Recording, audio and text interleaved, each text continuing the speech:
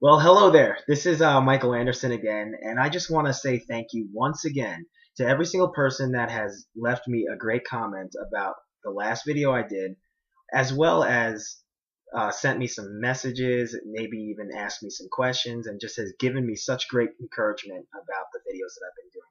I'm so thankful for that, and it lets me know that what I'm doing is making a difference. So I just want to let any person that is watching this video and hasn't seen any of my previous videos, I want to let you know that I am a Christian. I believe that Jesus Christ is God, and my faith is everything to me, and I believe in it 100%, and I'm not going to change. And you may be somebody who does not believe the same way that I believe, and I'm totally okay with that if you don't. I just ask one thing: please don't leave me any comments, about my faith, saying that maybe I'm believing a lie or maybe that I should believe what you believe. We're all different. If you believe something different, I'm totally cool with that. Let's just still be unified. This is a message of hope. This is not a religious debate. I'm not trying to start a religious war on Facebook or anywhere else. I'm just here. I believe in what I believe in. I use the Bible a lot to explain my points and to explain the topic. So if you have to put the Bible aside just to hear the message, then just put the Bible aside so that you can hear the message. And it's a message of hope, and it's for you, and it's not against you in any way. So just keep your mind open, keep your heart open. And if you don't have a faith and maybe you're searching, I'm totally cool with you sending me any messages, asking me questions, or if you want to dialogue about it, let's dialogue about it. But we're just going to get into the topic now. So the topic is called Annihilating the Cycle of Disloyalty in Your Life. Today's theme verse comes from Proverbs 14:14, which says, "The disloyal will get what their conduct deserves, and a good man will get what his deeds deserves." Proverbs 3:3 says, "Never let go of loyalty and faithfulness." How many of you know that you can't be loyal to something or something at the same time as being disloyal to something or something at the same time? Yeah, either you're one or the other. Either you're hot or cold, right? So why do I feel that it is very important for you to know the cycle of disloyalty? Yeah, well, I'll tell you why. Hosea 4:6 says, "Because of a lack of knowledge, my people perish." And this is God speaking when this is being said. So I like to take a lot of things that either God says or Jesus says and flip it around, especially like if it's on the negative side, to flip it around to something positive so that I get a fuller understanding of what they're trying to say. So to flip this around a little bit to be on the positive side, that would be, because of the use of wisdom, my people are saved. So today is going to be about bringing you wisdom so that your life can be saved instead of getting the consequences of what the conduct of disloyalty brings. I want to see you saved. I don't want to see you, perish, to be surviving and not making it. Got it? So in this video, first we will talk about disloyalty and loyalty and what that looks like. Second, we will talk about how disloyalty is birthed and how it affects your life. The third thing we're going to talk about is the 6 steps in the cycle of disloyalty. And the fourth thing that we're going to talk about is how to annihilate the cycle of disloyalty. So the reason why that I believe that it's so important that you know this is because if you don't learn how to annihilate the cycle, it will become a habit in your life. And if things become a habit that are going to be detrimental to you, it's going to be hurtful, and I don't want to see you go through that. So this is all about helping you in every way I can. So first things first, I want you to think of somebody in your life that you know who is very loyal. It may be a public figure. It could be someone in your family. It could be a celebrity, maybe even a politician. It could be anybody, a teacher. Think of somebody. Who comes into your mind first? What are the qualities of this person who is very loyal? I'm sure that we all can come up with various many qualities of a loyal person. I wrote down a few just to share with you. Number one, faithful. Number two, timely. Honest, reliable, promise keepers, trustworthy, honorable to others, motivated. Yeah. Can't we all use someone who is very loyal in our life? It's a very great gem to have in your life. Now I want you to think of somebody that you know that is disloyal. Who's the first person that pops into your mind? And this is not about making fun of anybody. Just, who pops into your mind? What are the qualities of that person that is disloyal? I'm sure you have an idea in your own head. And once again, I wrote down a few things about people that are disloyal. What does that look like? Unfaithfulness. Always late. Dishonest. Unreliable. Promise breakers. Untrustworthy. Gossipers. And unmotivated. How does it feel to have someone like that in your life? Now, I looked up the definitions of loyal and disloyal in the dictionary, and I'm going to have it put up on the screen right now. There was 3 things that I saw in the dictionary about loyalty, and number 1, it says it's the state of or quality of being loyal, faithfulness to commitments or obligations. Number 2, faithful adherence to a sovereign government, leader, cause, etc. And number 3, an example or instance of faithfulness, adherence, or the like. A man with fierce loyalties. Now let's look at disloyalty. I found one definition, but I found a lot of synonyms. Okay, there we go. So the definition I found was the quality of not being loyal to a person, country, or organization. Unfaithfulness.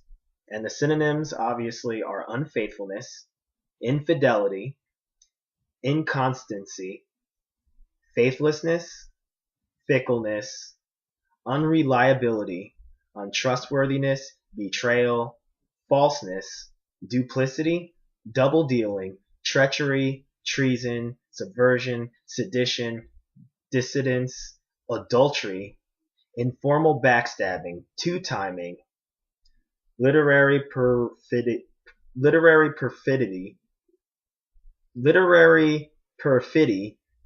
perfidiousness. Okay. Some of these words I've never even heard of before, which was really interesting. So, what are some indicators to be aware of so we know which one we are dealing with in our life at the moment? So, let's look at the things we can use to help us indicate where we're at, whether we're in disloyalty or whether we're in loyalty. Number 1 is your thoughts. Proverbs 4:23, as I said in previous videos, says, "Be careful of your thoughts because your thoughts shape your life." Number 2, your speech. Proverbs 18:21, as I said in previous videos, is life and death is in the power of the tongue, and those who love it will see the fruit of it. And number 3 is your actions.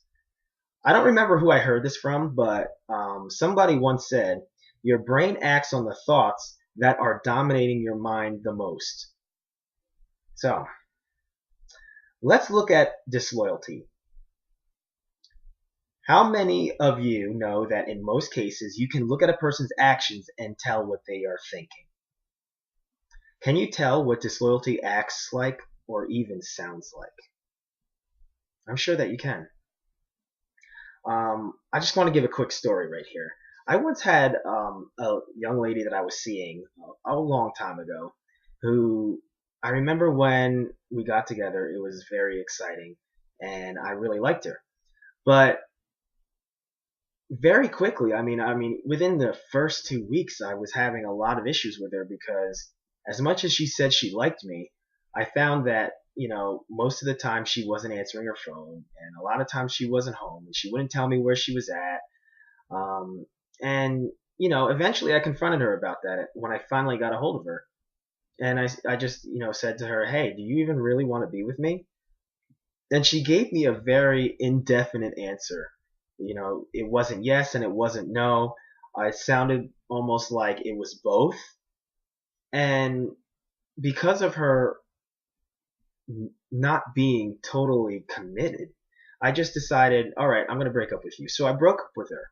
And then her immediate response was, how dare you break up with me? I thought you said just now you wanted to be with me. This doesn't look like you're doing what you said you were going to do. So I got kind of upset, and I kind of agreed with her. And then I just said, hey, can we just actually be together? And she's like, well, now I have to think about it. It was just really weird. Have you ever been in a situation with somebody that, you can't figure out like whether or not they're serious or not? Maybe you've been in a situation with someone you were dating that was acting like this, or maybe it was a friendship, or maybe it was a business deal of some sort, and they weren't giving you a straight answer for a lot of things. Wasn't that frustrating? So let's go into detail on what this looks like in your life. So let's say that you get a new boyfriend, new girlfriend, a spouse, a new job. Let's say you start a weight loss program, or you start maybe a sobriety program. In the beginning, you're like very, very excited. You're so happy. You're thanking your lucky stars. You're like, thank you, Jesus, for bringing this along. And, you're just doing your thing in the very beginning. Maybe a week goes by, maybe 2 weeks go by, and then what happens? Then you have coworkers or your family or onlookers telling you, be careful about that girl, be careful about that boy, be careful about marriage, enjoy the beginning. Be careful of the boss, beware of him, beware of this coworker. A lot of people have tried that weight loss program, and most people don't make it. I understand you want to get sober, but most people don't do it. So, you may hear this in the beginning, but then after a while, somebody else comes along and says the same thing, and you might not be really believing them at first, but then a third person and a fourth person and a fifth person says something. So then what happens to your belief? It starts to go down a little bit. So then as people keep on saying something, what happens? You start to look around and you see evidence of what they may be saying. And then you may say something to yourself like, oh, I wonder if this is going to happen to me. Then you start to become afraid and maybe think that it might happen to you. Well, here's what I'll tell you. Job 3:25 says, whatever I fear and dread comes upon me. So then eventually the one thing that they were saying actually happens. So one thing that you can see there is like those people were grooming you right away for disloyalty.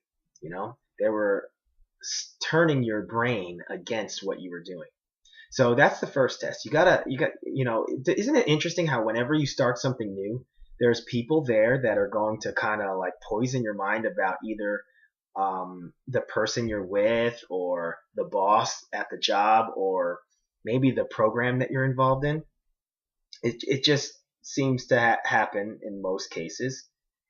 But one thing is for sure, you have to keep steady. So, are you starting to get an idea a little bit about the cycle of disloyalty? I hope so. So let's actually talk about it. It begins with number 1, a thought. And when that thought becomes powerful enough and evidence begins to show up, it moves to number 2, your speech, and usually in the form of a complaint, which reinforces your original thought. As you see more evidence of this, number 3, your view of the person or thing changes, which then invites immediately judgment, criticism, and condemnation. This then reinforces your complaint and your original thought, which now it affects your emotions, which invites things like bitterness, unforgiveness, rage, anxiousness, resentment, panic, fear, worry, etc., which then begins to affect number 5, your actions, leading to rebellion, usually in the form of half-hearted and slackful work, or maybe even not listening anymore. Now that acceptance for all of this sets in, it leads to number 6, affecting your conscience, bringing shame, guilt, and then justification. So after you cycle through this whole thing, usually by then you come up with a new thought and you find new evidence to complain about. So then the whole entire cycle starts all over again with that new thought. So now you've already gone through one cycle, and now you've got another thing that you go through the cycle with, and then another thing usually ends up coming up. So can you see how destructive this can be? How does this affect your future? I really want you to think about that. How does the cycle of disloyalty affect your future? You may think that it's not that big a deal, but this is how it affects your future. Because every single time you go through this cycle, guess what happens? It gets worse. It gets stronger every single time. Your actions that were originally on the rebellious side, maybe slackful work, it's not as bad as when you go through it the second and third and fourth and fifth time, because by then it's building up. So how does this affect your future? Well, number 1, you become untrustworthy to other people. Number 2, the favor that you have on your life and with those people begins to diminish. And number 3, here's the biggest thing. When things do go wrong, who does everybody blame? Exactly. Because they can see where your attitude is at because of the work that you produce. And it all goes back to your thinking. So I just want to show you the diagram here of disloyalty. It starts with number 1, a thought. Number 2, a complaint. Number 3, judgment, criticism, condemnation. Number 4, emotional chaos. Number 5, rebellion. And number 6, shame, guilt, and justification. It affects your mind, your speech, your view of the person, your emotions, then your actions, and then your conscience. The worst part of it all, like I said, is just that the more you go through the cycle, the stronger it gets. And then it leads to hatred that is full of passion. Let me tell you something. Be aware of each step, you guys. And when you're cycling through, if you find yourself cycling through this, if you can just look at your thoughts or your speech, I mean, these are great indicators. But I'll tell you what, once you get to rebellion, if you please notice at least by then, if you're feeling rebellious and you don't want to, do things right, or you want to make people mad on purpose, like really just take a look at it at that point. And there's a reason why I'm telling you this, because Proverbs 17:11 says this: evil people are eager for rebellion, but they will be severely punished. So rebellion is always punished. And what is the punishment for rebellion? Let's take a look at it, because the outcome of disloyalty is a really high punishment here. And it's another cycle that you'll see. So disloyalty leads to number 1, rejection. Number 2, demotion. Number 3, jealousy. And number 4, murder or murder of reputation. So let's just take a look at this. Number 1 of rejection. An example is like people won't want you to be in whatever role you're in. For instance, if you're in a relationship, maybe that person's family starts to see what's happening, and then they don't want you to be with them anymore. Or maybe you're in a position at your job, and people are looking around, and now they're like, oh, I don't think that he should be in that role anymore. Maybe the boss may start thinking of it. Number 2 is demotion. Usually by the time this happens, the person is fed up, and they remove you from the position you're in and put you in a lower position in a relationship that almost looks like, I think we should just be friends. right? Or in a work position that could be, from manager down to just a regular worker. So number three, jealousy. Usually what ends up happening is somebody takes the original position that you had. So if that's in a relationship, usually you get jealous of the person that that person takes. Maybe that person's in a new relationship and you don't like it. And then number four, it's murder or murder of reputation. I mean, I'm sure you've all heard stories of people who murdered somebody that started dating someone that they once dated.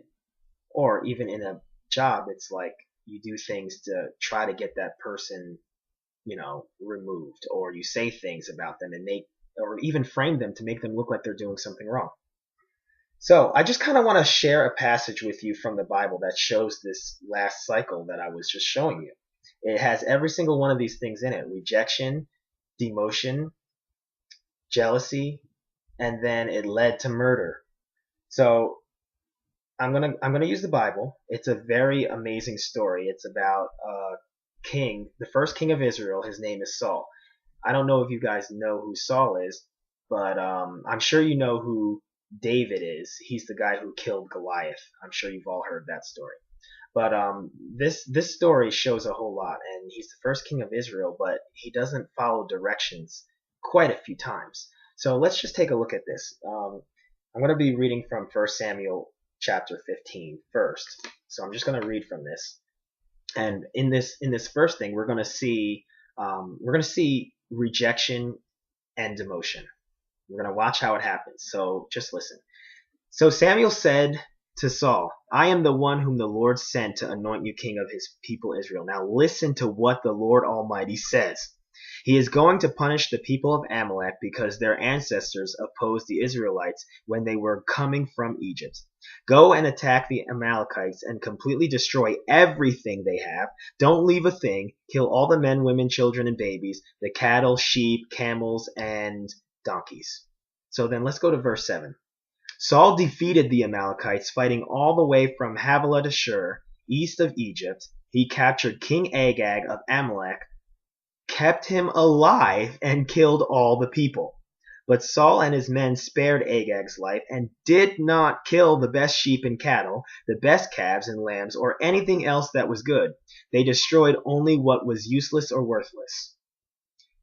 So now let's take a look here. He didn't follow instructions.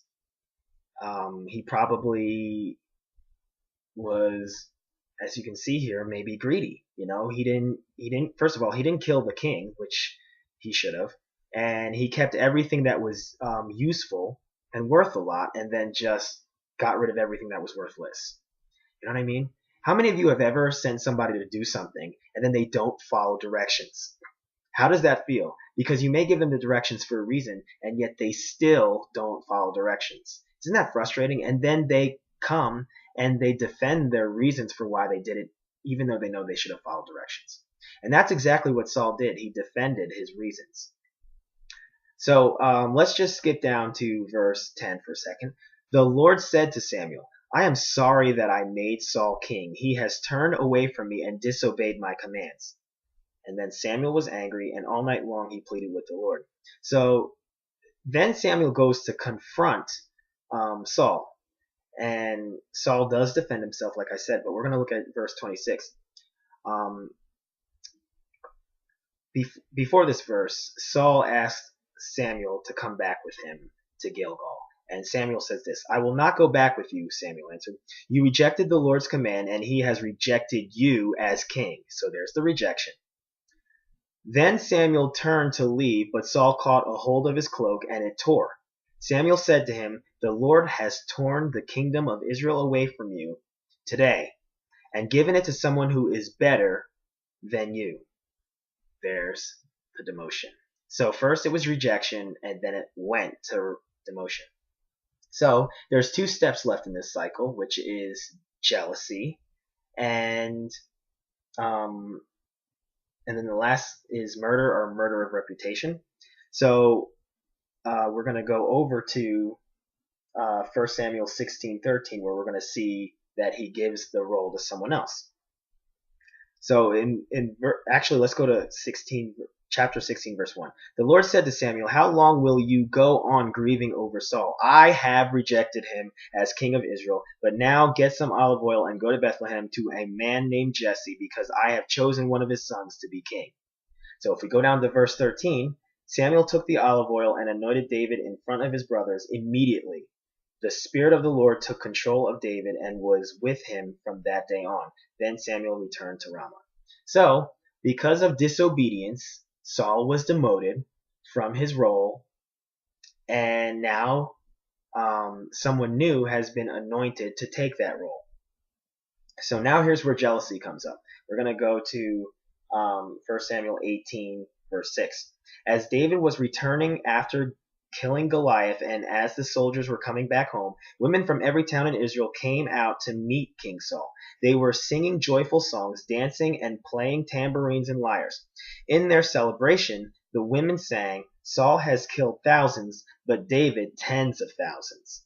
Saul did not like this, and he became very angry. He said, "For David they claim tens of thousands, but only thousands for me. They will be making him king next." And so he was jealous and suspicious of David from that day on. So, look at this. He's jealous and suspicious. I want you to take a look in your life. Have you ever been jealous before? And have you ever been suspicious of somebody in the midst of your jealousy? Maybe it sounds something like this. Maybe you've actually been demoted before. Or maybe somebody asked you to do something and they didn't like how you did it, so somebody else took the role. And how do you view that person that takes the role? You probably view them as, oh, I bet you they were trying to take that from me the whole time. They were plotting. They were trying to get it from me, and I'm going to do everything I can to take it away from them. You know, like, I'm sure you've heard people say that, or maybe you've actually done it before. I don't know.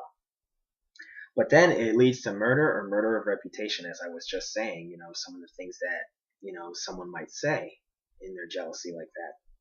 So we're going to look at 1 Samuel 18, verses 11 and 12. And this is what Saul says.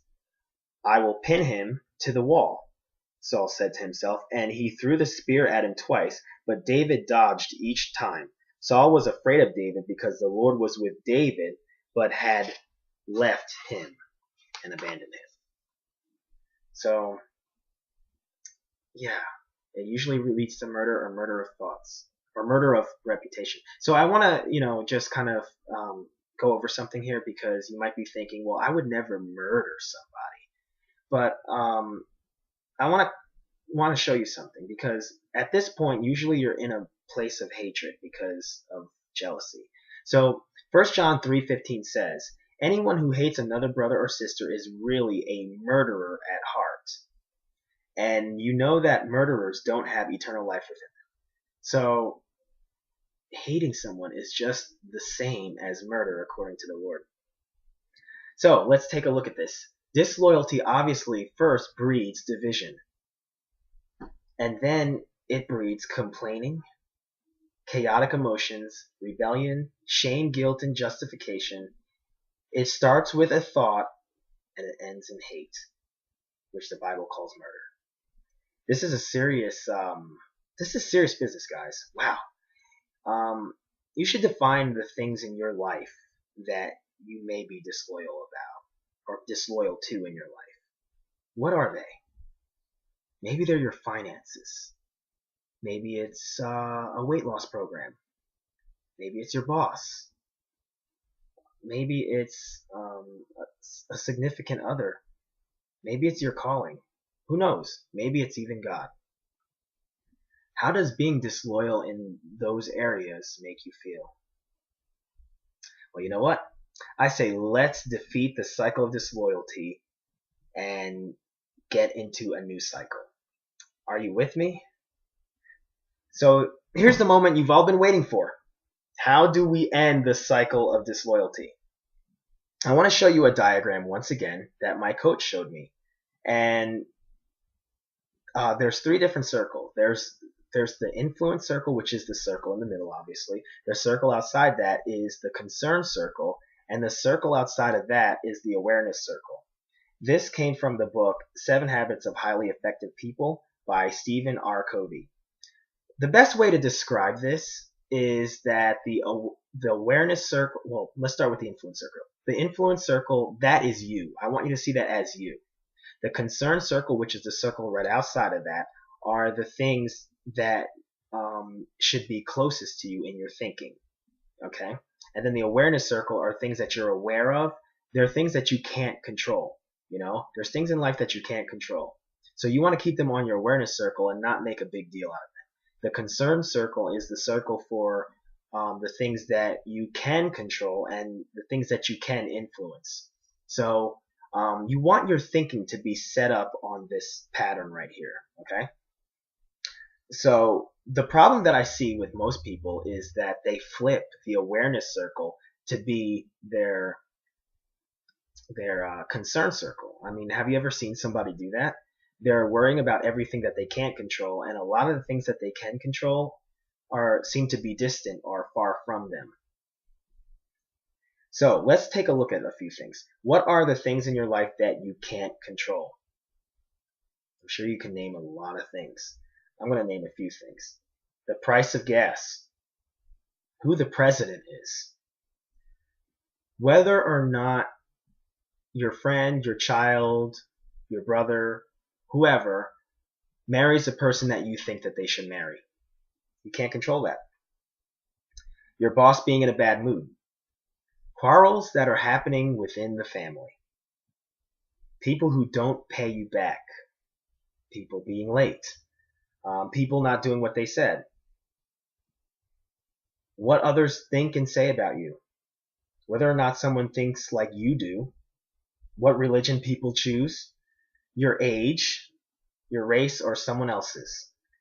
Whether people take your advice or not. And whether or not people do jobs that you think they should do. Okay? So all these are things that you can't personally control. So you don't want to spend most of your thinking about those things. So you put them on the awareness circle in your thinking. They're things that you're aware of, and you just keep them there. You don't allow them to be on your concern circle, which are things that you should be thinking about more. You want your thinking to be on the things that you can influence, because if you think about the things that you can't influence, it will block you from moving forward in life. Okay? So what are some things that you can control? Well, let's just make everything that we just said the opposite a little bit. You can control how you deal with conflict. You can control who you choose to marry. You can control your mood. You can control whether or not you live your purpose. You can control your religion, what your religion is or lack of it.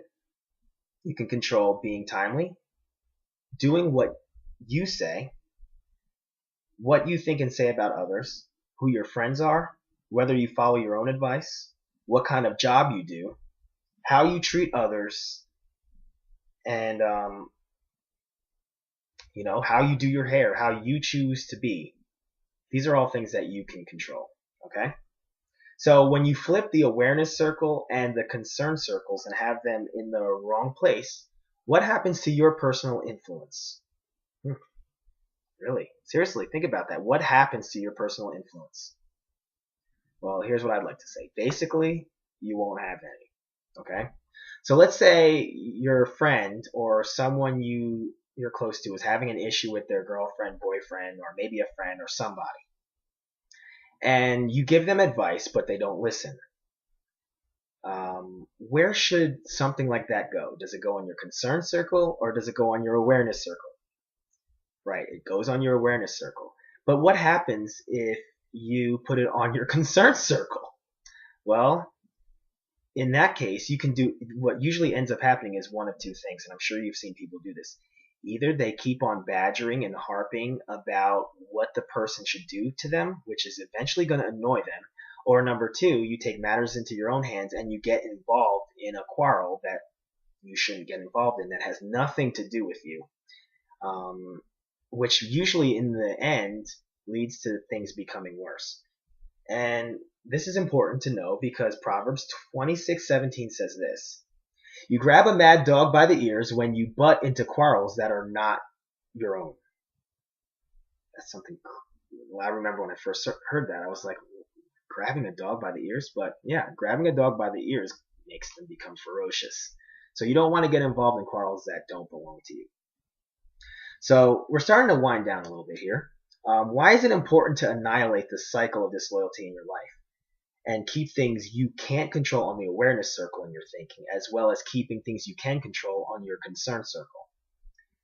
Because in this case, it makes you proactive instead of reactive.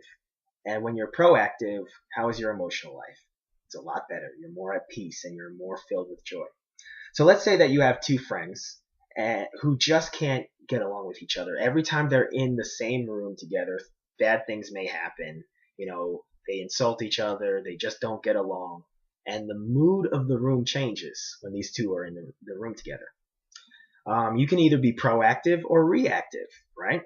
So if you're going to be proactive, what are some things that you can do? Like if you decide that you're going to have people over, what are some things that you can do to be proactive in that situation?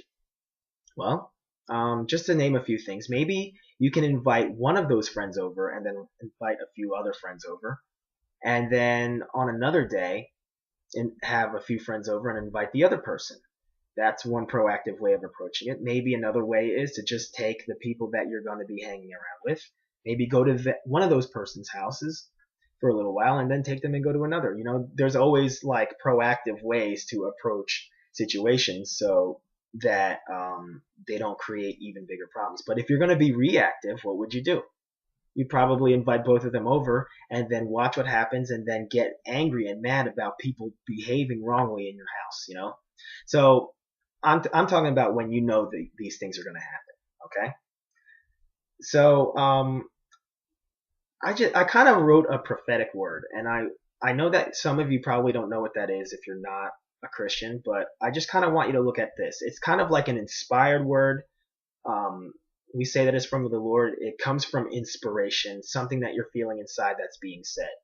And this word is directed a lot towards Christians, but I want you to take this word and I want you to think as if whatever you're being disloyal to is actually saying this to you, okay? Maybe it's your weight loss program. Maybe it's your, I don't know, sobriety program. Maybe it's maybe it is God. Maybe it's how you take care of your house. I don't know what it is. You are the only person that knows the things that you are being disloyal to. So I'm going to read this prophetic word. It's called return. And I want you to hear it in the context of the things that you have walked away from or the things you're being disloyal to, okay? So I'm going to read this, and I want it to speak to you. So, like I said, just change the words if they have to be changed. So it says this: I am the Lord your God. I remember the beautiful days when we spent time together everywhere. I was doing such a work in you. It was a work that was never meant to end. You were moving forward fast and soaring on wings like eagles. I felt your love, and you felt my never-ending, everlasting love.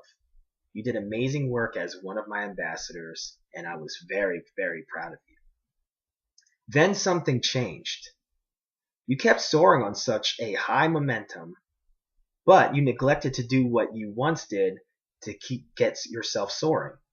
You slowly began to lose your momentum. That's when our relationship began to diminish. Immediately, my heart began to break. Usually when you pull away, it's only for a moment, but this time it was for days. Then it became weeks, and all of a sudden, it was months. If you only knew the pain I felt as I tried to reach out to you and you would ignore me. My tears were intense as I watched you pack your bags from heaven and become a citizen of this world. My heart was broken. I wanted you back so bad. Something else now has become your God, and one in particular has captured your affection. I wish you knew the agony I felt going through this. I gave you everything. I made you who you are. How in the world could you walk away from me like this? Did you know what you were setting yourself up for? Without me, I knew you would forfeit the peace that you have gained in exchange for the old frustrations that you were once above. Now frustration, mental, and emotional pain are your master. I hate seeing this for you, but I had to let you go. I couldn't make you stay. I say, return back. I know the outcome of where you are headed, and I promise you, it does not look like a road you want to take. If you return, I will save you and rescue you once again. I love you more than you know or have ever known. I will forgive you for your disloyalty that even led you to complain and blame everything on me. I will free you and guide you right back on track. It's time to regain your heavenly citizenship, for you are not a citizen of this world, says the Lord your God. So I hope that in some way that sinks down deep inside of you. And I wanted you to hear that in the sense of whatever it is that you've been running from or that you need to return back to. Okay? Maybe it is God. Maybe it's not. Maybe it's something else. I don't know what it is. But now is the time to return and to be all that you can be this time.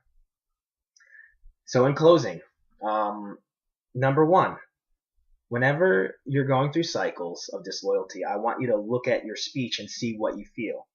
If it's affecting your emotions in a chaotic way, then you have to go back and change your focus and change your thoughts. Put those thoughts on the awareness circle that don't belong on the concern circle.